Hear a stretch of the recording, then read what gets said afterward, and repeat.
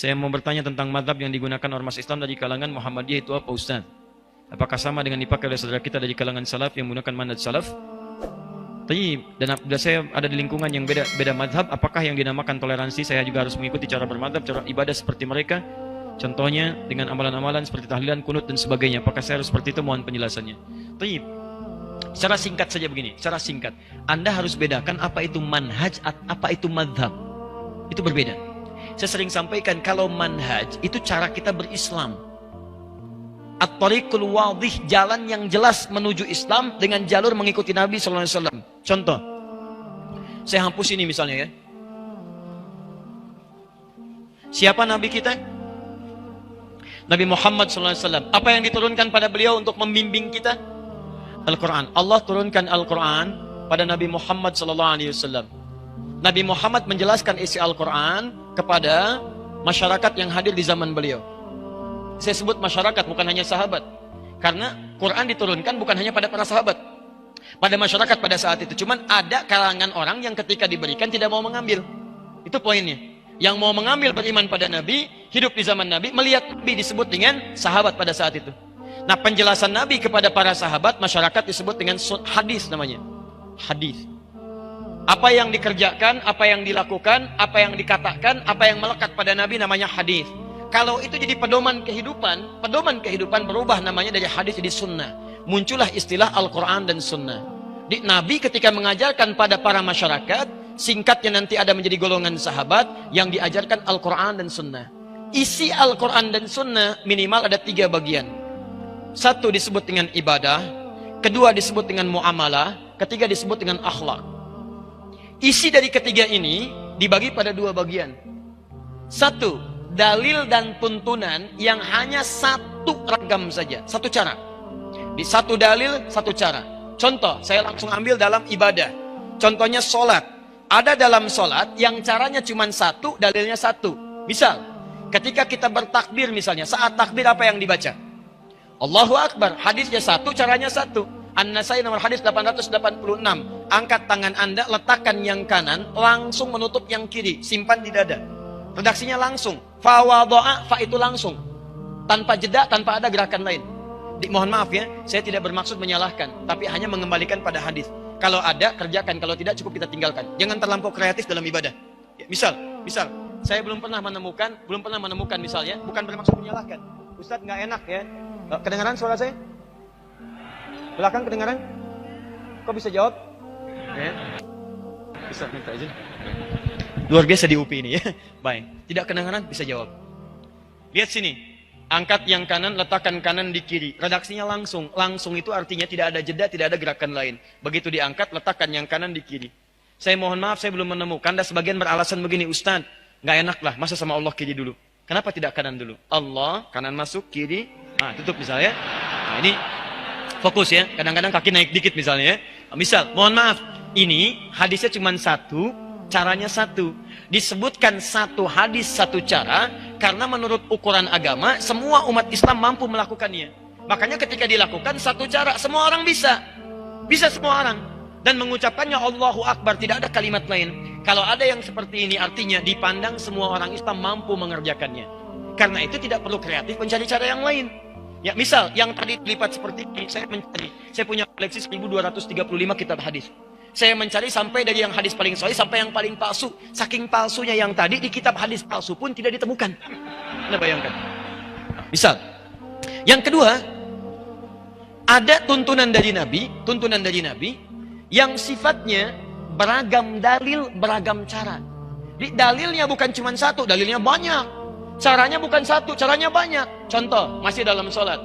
Bacaan Al-Fatihah. Bismillahirrahmanirrahim. 70 hadis. Dipraktikkan 4 cara oleh Rasulullah SAW. Kadang dijaharkan. Bismillahirrahmanirrahim. Jahar. Keras. Kadang silent. Sir. Silent. Pelan. Kadang tidak dibaca sama sekali. Alhamdulillahirrabbilalamin. Tidak dibaca. Kadang dibaca rakaat pertama, selanjutnya tidak dibaca lagi. Bismillahirrahmanirrahim. Rakaat pertama. Kedua, Alhamdulillahirabbilalamin. Tidak dibaca bismillahnya. 4 cara. 4 cara. Kadang baca yang ini, kadang ini, kadang ini, kadang yang keempat. Baca rakaat pertama, selanjutnya tidak dibaca lagi. Teman-teman, kenapa ada 4 tuntunan ini? Karena ada kisah sebelumnya.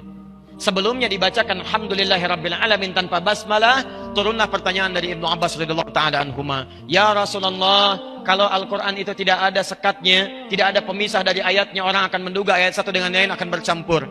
Karena dulu belum ada pemisahnya. Qul huwallah nyambung ke Al-Falaq, Al-Falaq nyambung ke An-Nas, diturunkanlah terpisah Bismillahirrahmanirrahim. Sejak turun Bismillahirrahmanirrahim, setiap suratnya diawali dengan Bismillahirrahmanirrahim. Al-Ikhlas ada bismillah, setelah bismillah nyambung ke An-Nas, Al-Falaq, Al-Falaq bismillah, setelah selesai nyambung ke An-Nas, sebelum An-Nas bismillah. Cuman satu surat yang tidak ada bismillah, yaitu Al-Bara'ah, surah At-Taubah, surah ke-9.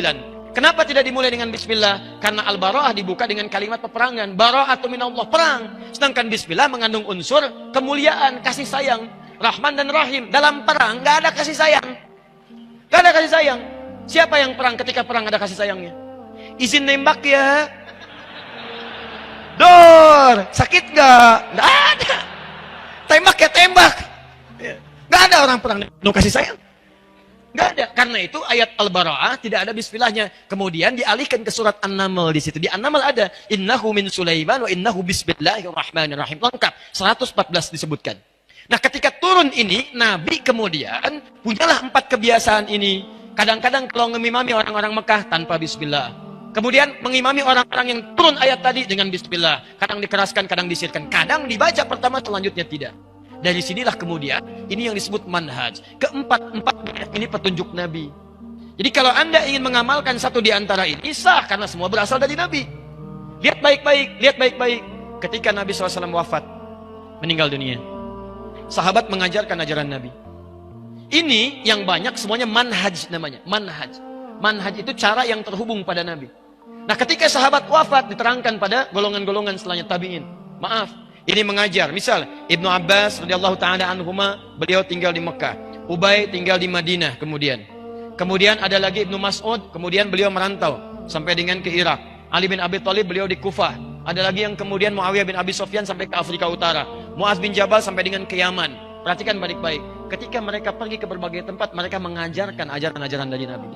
Yang ini tidak ada masalah. Tapi yang ini kan nggak mungkin mengajarkan keseluruhannya. Anda ketika akan menunaikan sholat, kan nggak mungkin membaca keempat cara ini. Pasti harus pilih salah satunya kan? Harus pilih.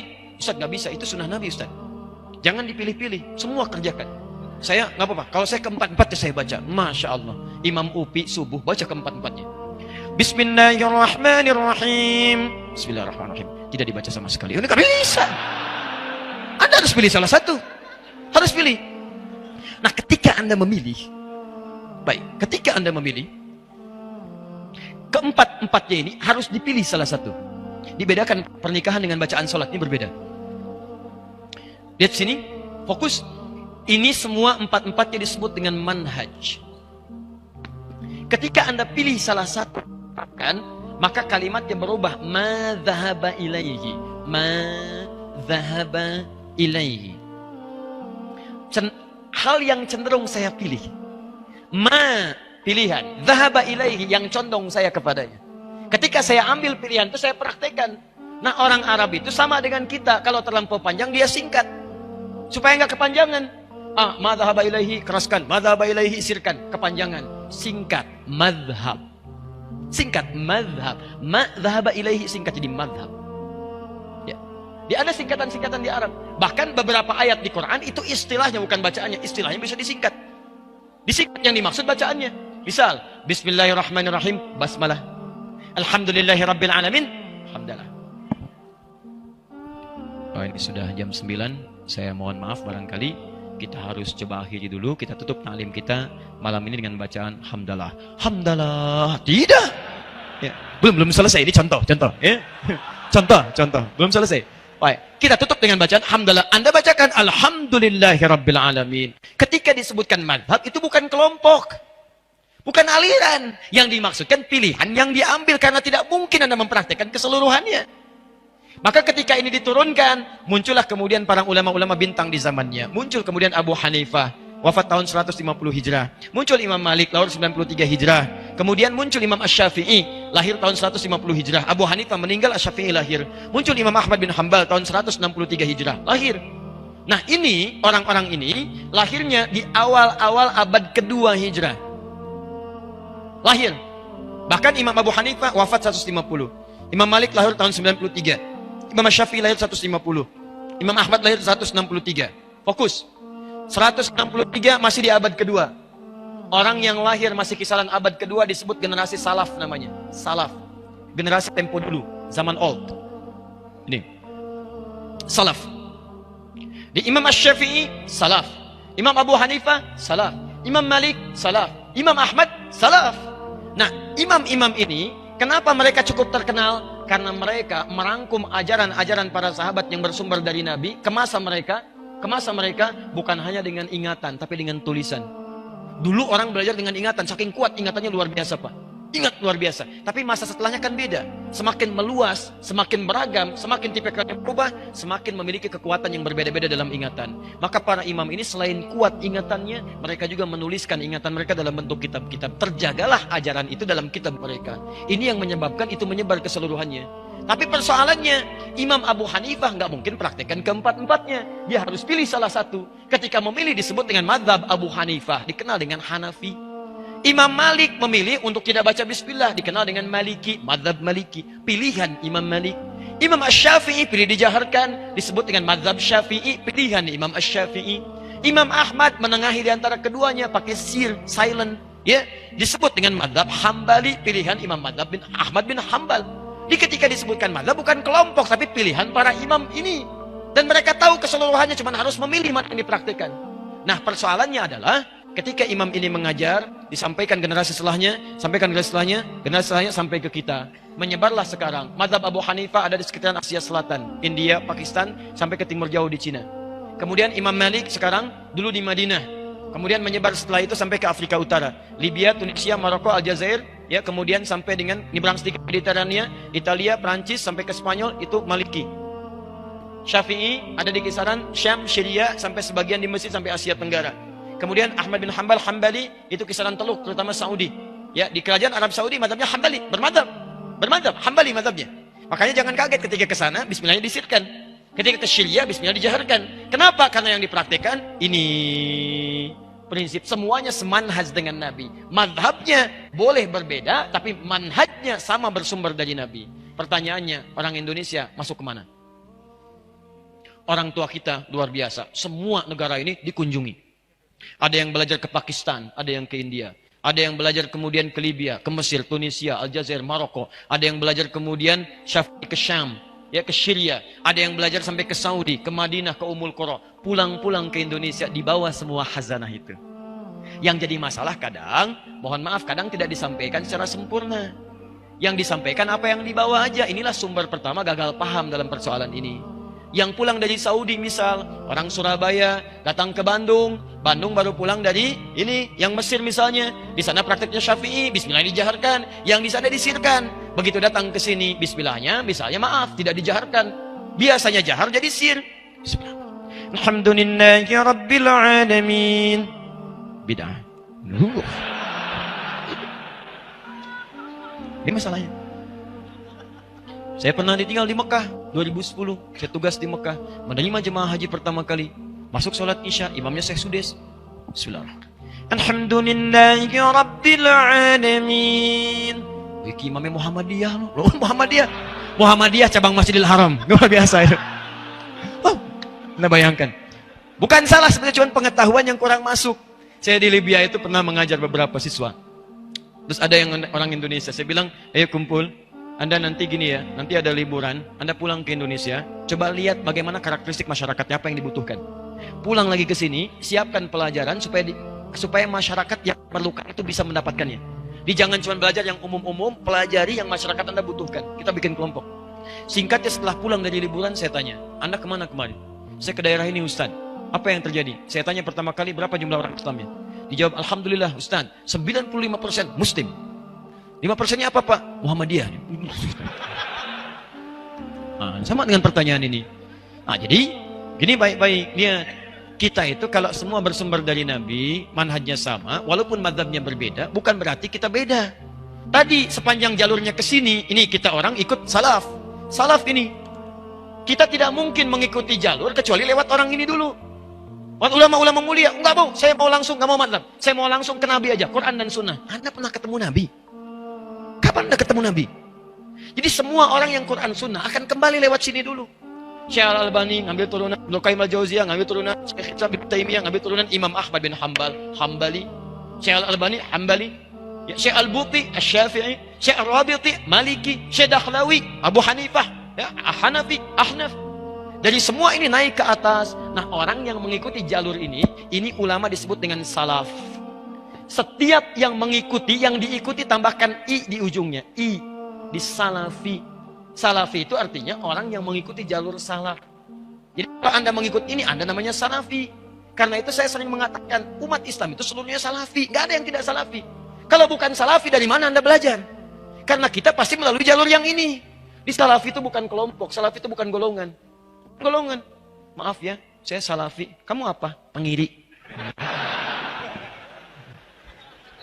Begitu diributkan. Paham ya?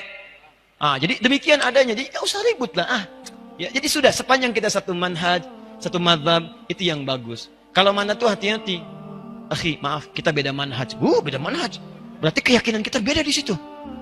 Ada yang salah di situ. Ya hati-hati teman-teman sekalian ya. Ya, maaf. Manhaj kita sama. Mazhab boleh berbeda, tapi jangan sampai perbedaan itu membuat kita tidak bisa minum teh bersama. Hati-hati. Hanya karena beda satu kunut, satu tidak salaman. Assalamualaikum, besok aja. Besok aja, luar biasa. Waalaikumsalam. Ya, jadi kalau sudah seperti itu enak, nyaman. Akhi, Masya Allah. Syafi'i, alhamdulillah. Antum apa? Hambali. Minum teh yuk? Ya, Masya Allah. Ayo silahkan. Baik. Gulanya bagaimana? Terlampau manis lah. Yang penting setia. Enak. Sudah ya? Sudah lewat ya jam 9.